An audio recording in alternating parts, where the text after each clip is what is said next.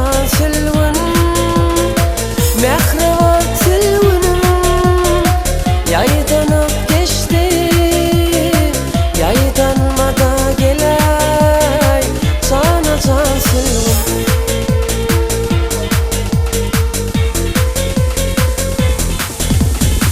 otla yoluna çıktım oturdum kara gözün yaşım döktüm oturdum mehriban silwinni yatlap oturdum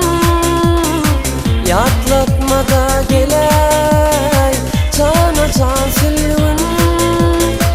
mehriban silwinni yatlap oturdum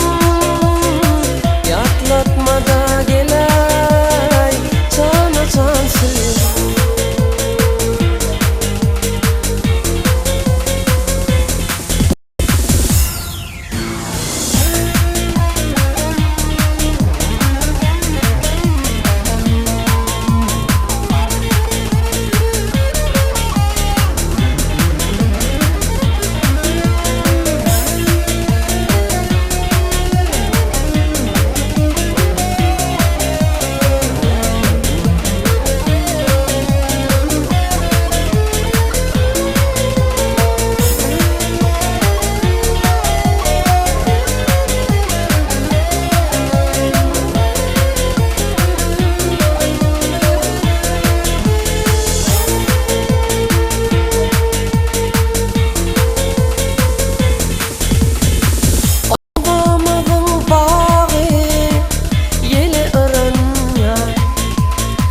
üstümüde külgü